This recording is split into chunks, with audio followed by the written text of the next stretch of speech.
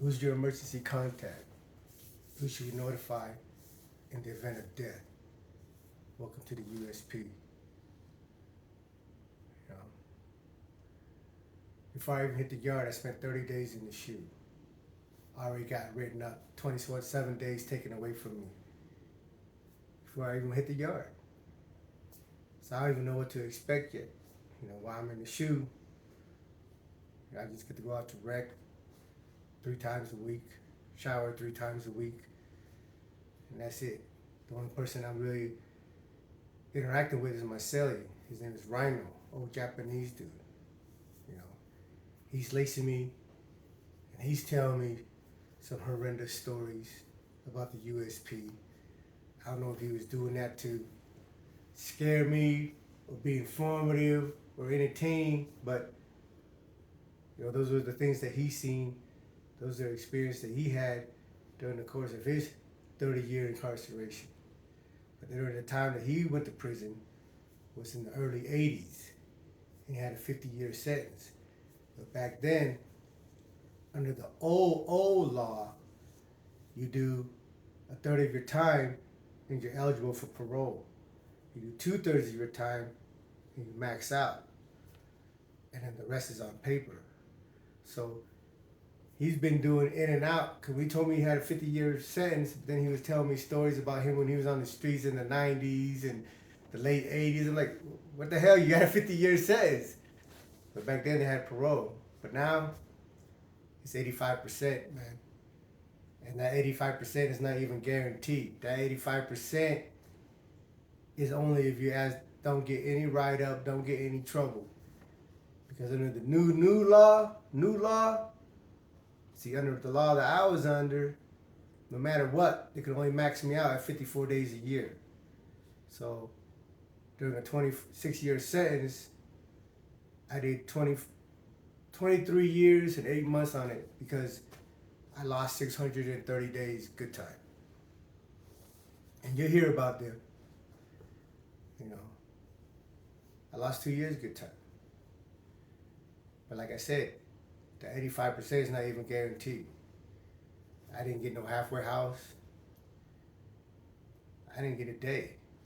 I did over my time. And, well, anyway, so I finally get to come out the shoe in Lompoc. They put me in F block. So when I walk into F block, I run into a homie, Getty from Utah, Getty Bloomfield, call him Cat. I met him in the county. I met him in Supermax in the county. Actually, he was the person that I was the last person I was talking to before I caught the assault case. And I keep telling you the assault case, so just let me, run that story by you real quick so you're not wondering like what happened there. Well, in Supermax and ADC, this punk ass jail out here in Utah, it was brand new in 2000 or 99. They had to close down Old Metro. Old Metro, for any of you that's old enough to know, was a straight dungeon.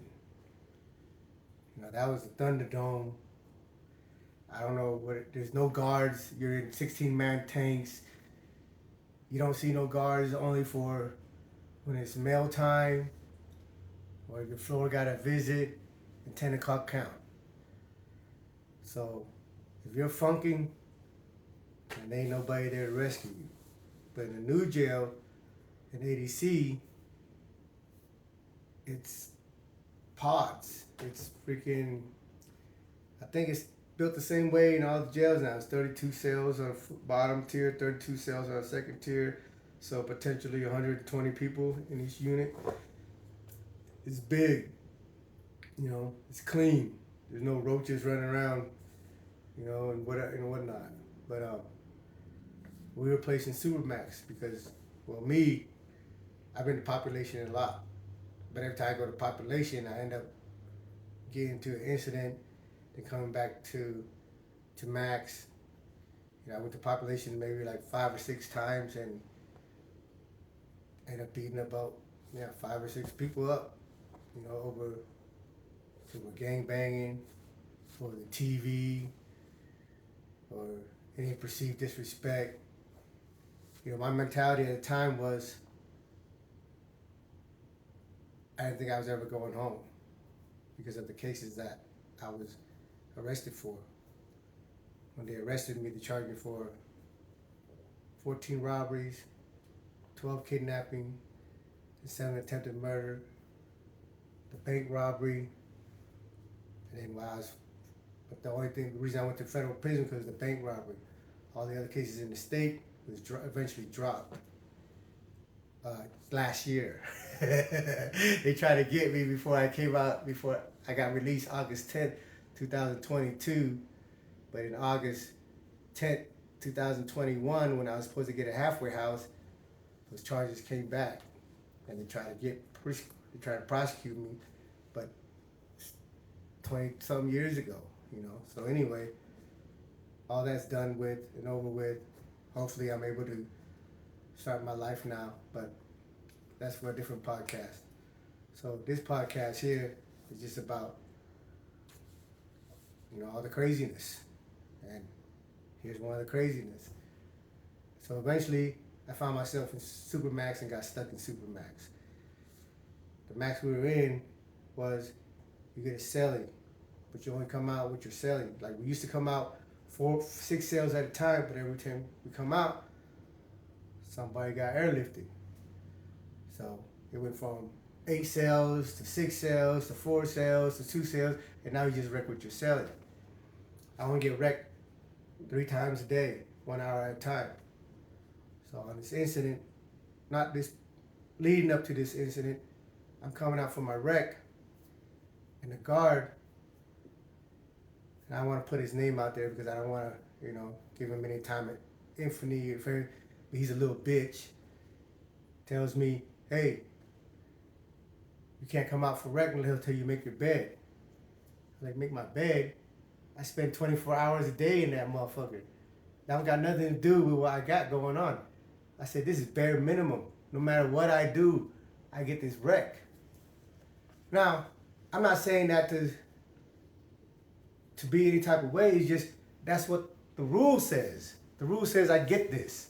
No matter what, bare minimum, 3 meals a day, and an hour out of my cell 3 times a week. Regardless of what I'm doing. So, I'm just trying to get what you tell me, what they tell me that I got coming.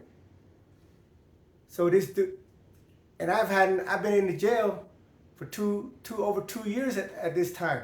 Never had no incident about anything, but this little punk comes over there and wants to insert his own shit. So I tell him, hey, look, man, no, I want to speak to a sergeant. I'm not interested in any of that stuff. So another cop comes, tall black dude. Again, I'm not going to mention his name. He knows who he is. He has a habit in our county jail of body slamming dudes when they're cuffed up and shackled. So when the sergeant comes into his unit, I burned off and go talk to the sergeant. But when I walked off and turned my back on them, they tried to attack me. The black cop, the tall black dude, tried to come and wrap his arm around me. But when I felt his arm around me, I hooked his arm and threw him over my shoulder. And I was going to go kick him in his face, but I got jumped on by the rest of the CEO in there, and whatever, they hog-tied me, boom, took me to this other unit. Took me to the Supermax. So they throw me in a cell, they strip me down, no clothes, no socks, just the dun-dun-duns, my underwear, No sheet, no blanket, no toilet paper. In a freezing ass room. They left me there for 7 days. I'm sitting there huddling, like this, I don't know if you guys ever been in the cold, but not having no resources, no way to warm yourself up, nowhere. I couldn't sleep because the floor is too cold, the floor is dirty, the bunk is too cold, so I would do push-ups or jumping jacks until my body would, trying to exhaust my body so I pass out so I can sleep. But even when I do fall asleep, as soon as my shoulder, as soon as any body part hit the bunk, it's so freezing cold, I snap out of it. So I'm just like being sleep deprived, you know. And this whole time, the homie downstairs, C-Nut and a couple other homies, and his other dudes, they're going back and forth, you know, through the cells, talking trash back and forth through the cell. So on the 7th day, the CEO comes to my door and says, "Hey, you get a shower today. After 7 days, I'm gonna get a shower and a blanket, you know." So, and you know what? By then, I was grateful. I wanted that shower and I was desperate for that blanket, you know. So I was like, "Yeah, cool. Let me get, you know." So they open my door, and I go take a shower or whatever. But while I'm coming out, one of the homies called me to the door and said, "Hey, man, grab the keys." I was like, "What?" He's like, "Yeah, grab the keys." I said, "For what?" "Oh, I'll grab the keys so we can go down and get this dude. You know, the ones they've been hollering back, you know, since the whole time I was there." And I look at the homie C-Nut. You know, his name is C-Nut for a reason. He's retarded. You know, everybody, I love him. That's my Cody, but, you know, anyway. So I'm like, "Hey, that's just dumb, dude. I'm cool. I get a shower today. They're gonna give me a blanket. I'm cool. I'm done. I'm gonna go use the phone. I went and call my lawyer or whatever. And I showered and I went and got some broom and a dustpan and went and freaking swept up my cell because I know I'm gonna be spending a lot of time in there. So I swept up my cell. Went out to a little freaking room the size of your living room over there. That's they call considered rec. Walked around for like 30 minutes to get some fresh air. And the guard comes out and he tells me, "Hey, 5 minutes." So 5 minutes I got locked down. Well, I know I'm gonna spend a lot of time in my cell, so I wanted to get some books to read. Back there in ADC, you can just pull the lever up on the door and the trade slot pops open. So this is how I met Getty. I mean, you know, this is the first time I met Getty. So I go over to his room because he was the closest one from where I was coming into rec that I knew. So I went over there. I said, "Hey, you got any books I can read?" He's like, "Yeah, what you want? How many books you want?" Boo, boo, boo. So I was like, "Yeah, let me grab like 3 of them because ain't no telling how long I'm gonna be in that cell or the next time I get to move around." So I pull the lever, pop his tray slot, and he's handing me the books. And while he's handing me the books, I can hear the guard, "Get the fuck away from the door." I'm like, "What?" And I can hear him coming down. You know, they have a horseshoe in the unit where they sit and monitor us or whatever. And I hear him. I can hear his key jingling. He came down off the horseshoe, and he was walking me with like an aggressive posture, like, "Didn't you hear me? Get the fuck away from the door." I said, "Hey, motherfucker." I was like, "Damn." So I had no intention of doing it. I was just trying to get some books to go back in my cell. But just the tone of his voice, and he was the same punk motherfucker that got put me in this unit anyway because he tried to deny me my rec because I didn't make my bunk. So he was just one of them dudes that just thought he was so tough. You know, like, you know, I don't know where they teach these people things like that. I don't know what was in his head, but he was just a prick, man. Like, for lack of a better, listen, I met COs that were respectful and I have respect for, and I'll speak highly of and respectful of, you know, because they never did anything to disrespect me. They never treated me like I was less than human, and they never, you know, yeah, we was cool. They were men and we were men. But this little punk right here, he just thought he was the coolest shit. Thought he was the toughest shit, you know. So I can hear him, his footsteps coming behind me. So I tell Getty, I say, "What's up? You guys want them keys?" He said, "Yeah." So I gave him back the books, closed his tray slot. I said, "Where's he at?" He said, "He's about 5 feet behind you."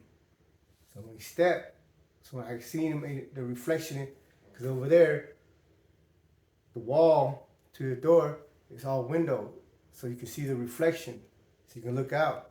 I see his reflection. So he's walking through, come. As soon as I see he was close enough, I turn around and try to backhand him. But he slipped it. But when he slipped it, he tried to swing at me. So he threw a right at me. And when he threw a right, I slipped it and grabbed him by his sleeve. That's it. I've never knocked nobody out with one punch before then. And I ain't never knocked nobody out with one punch since then. Obviously, if you ask me, I don't think I even knocked him out. I think he was just playing possum. But whatever. He flew. His ass is right here, my chest level, and he just landed on the ground. And when he hit the ground, I knew I was in trouble. I was like,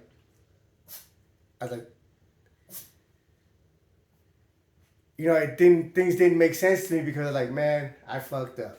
But how much I fucked, I don't know. And I'm just like, and I went and looked at him like, hey, I'm asking if he's okay. I'm trying to wake the motherfucker up, you know. But all the homies banging on the wall, grab the keys. I'm like, man. Well, I figured in for a pound, in for a penny, or however the saying goes, you know. So I just, after I knocked him out, I just grabbed the keys, went and opened up the door for the homie. But you know, it's a rack of keys, so I'm trying to fit it in the door slot. Finally got it open. Bzz, it finally opens. So now me and Nut, we walking down the tier to go get whoever Nut was beefing with. I don't have no idea. I just got the keys. I don't know. I can't see nobody. I've been upstairs in the cell in my underwear for the last 7 days, you know. So when we're like 3 cells away from getting to whoever, Nut's like, give me the keys. But my dumb ass, I left the key in the key slot, which, you know, thinking back now is probably a good thing because, you know, it probably could have been the worst situation. So anyway, so when C-Nut goes back to grab the keys, by the time he comes back, all the COs already surrounded us. You know, this whole time when they're surrounding me, they're trying to mace me. They got their baton out, you know, the little whip, antenna whip, and their mace out. And their mace, I said, hey, stop macing me. And they're macing me, squirting me, whatever. And when C-Nut comes, because he's like 6'3", 6'4", big old Samoan from Park Village, Compton Crip. He comes in, hey, stop macing my homeboy. They're like, all right, C-Nuts. You know, I'm like, damn, I've been telling you that for the last freaking minute to stop macing me, you know. But anyway, so C-Nut's like, man, what's up? What's up, cuz? What you trying to do? I'm like, man, let's just see if this dude wakes up, you know, because the dude's still out. I said, if this dude don't wake up, then we'll just go hard, because I guess I killed him and we're just going to do whatever we're going to do now. But gratefully, fortunately, he woke up. You know, when he woke up, I told C-Nut, hey, man, just go ahead and go lock back down. And all the COs around me. And now I know I can't win. So there was a Sergeant Tonga that was there. I had prior interaction with him from my other incidents and stuff, so I knew he was a man of his word, integrity. So I said, listen, I'm going to turn around. I'm going to get on my knees. I'm going to put my hand behind my back. And I'm going to let you cuff me, Sergeant Tonga. I don't want nobody else touching me. I'm going to let you cuff me. But you know, you can do whatever you're going to do. I can't do nothing once I cuffed up. But to his credit, he gave me his word. I went down, turned around, and Sergeant Tonga cuffed me and escorted me to another room. And long story short, I got charged. I pled guilty to 14 months. But when I went to get sentenced, they gave me 96 months, which is a whole nother story. You know, they gave me 7 years over what I pled guilty to. And that's how I ended up with 26 years. They gave me 18 for the bank robbery, another 8 for the assault, total 26 years. And that's how I ended up with the feds with 26 years. Well, till next time, we'll eventually get to the part where I get on the yard. All right? Welcome to the USP, man. Thanks for tuning in.